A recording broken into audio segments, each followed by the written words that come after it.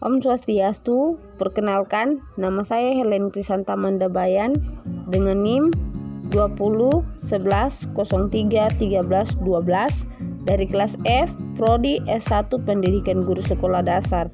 Pada pertemuan kali ini, saya akan memaparkan materi tentang topik 10, yaitu pendidikan ditinjau dari filsafat Pancasila dan humanistik.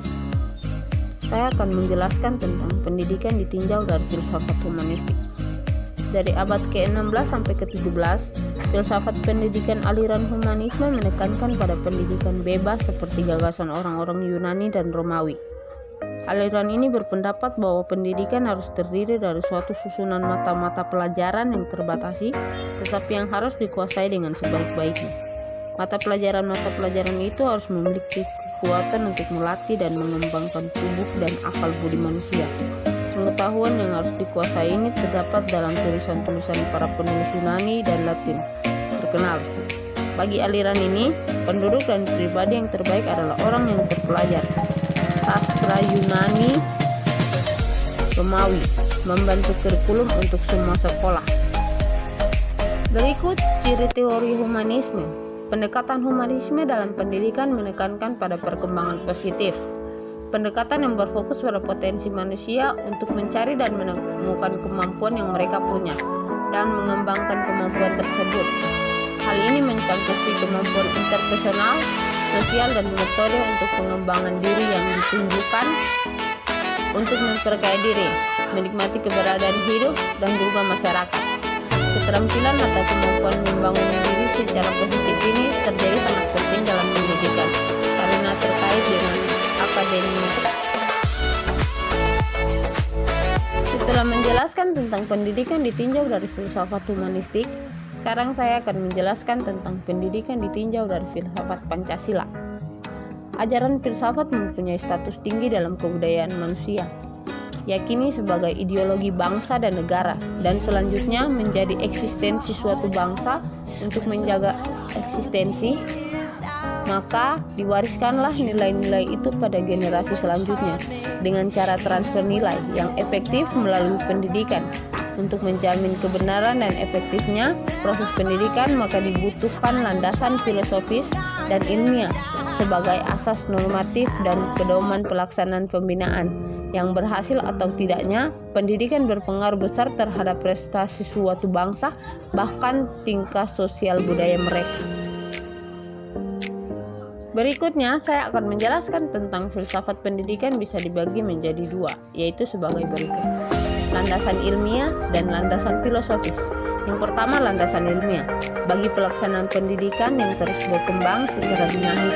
Sedangkan landasan filosofis menjiwai seluruh kebijaksanaan dalam pelaksanaan pendidikan dan dapat menjawab persoalan pendidikan. Pancasila sendiri terdiri dari 4 hal. Yang pertama, Pancasila sebagai filsafat. Pancasila sebagai filsafat sendiri terdiri dari 6 hal. Yang pertama, jiwa seluruh rakyat Indonesia. Yang kedua, kepribadian bangsa Indonesia. Yang ketiga, pandangan bangsa Indonesia. Yang keempat, dasar negara Indonesia. Yang kelima, tujuan hidup bangsa Indonesia.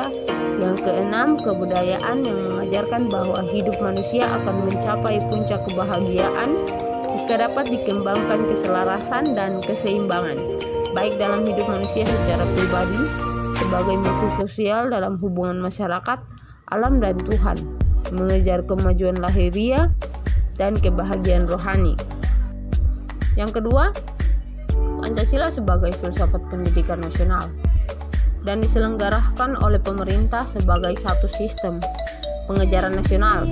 Setiap warga negara wajib mengikuti pendidikan dasar dan pemerintahan wajib membiayainya. Hal ini dimaksudkan agar pendidikan dapat menjamin perkembangan dan kelangsungan kehidupan bangsa. Pendidikan di Indonesia berkembang secara dinamis dari zaman kemerdekaan 17 Agustus 1945 yang dipengaruhi oleh kekuatan-kekuatan politik, sosial, ekonomi, dan kebudayaan yang seperti yang disebutkan dalam Undang-Undang Dasar 1945 Pasal 31 Ayat 2 yang berbunyi, pendidikan diusahakan diselenggarakan oleh pemerintahan sebagai satu sistem pengajaran nasional. Setiap warga negara wajib mengikuti pendidikan dasar dan pemerintahan wajib membiayainya. Yang ketiga, sejarah yang menyatakan bahwa Pancasila sebagai asas pendidikan nasional. Menurut Aristoteles, tujuan pendidikan sama dengan tujuan didirikannya suatu negara.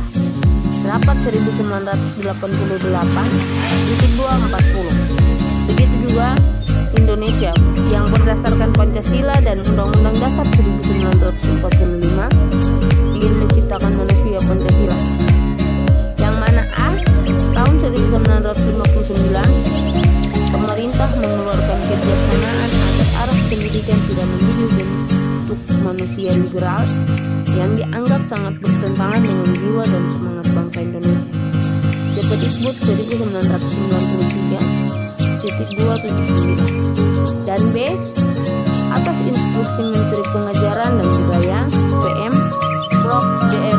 Priyono yang dikenal dengan nama Sabta Usaha Tama dan Pancadana, yang isinya antara lain bahwa Pancasila merupakan asas pendidikan nasional pada 1960-2-431. Dan yang terakhir, hubungan Pancasila dengan sistem pendidikan ditinjau dari beberapa prinsip. Yang pertama, Pancasila merupakan dasar negara dan bangsa serta menjadi pandangan hidup bangsa yang menjiwai silah-silahnya dalam kehidupan sehari-hari.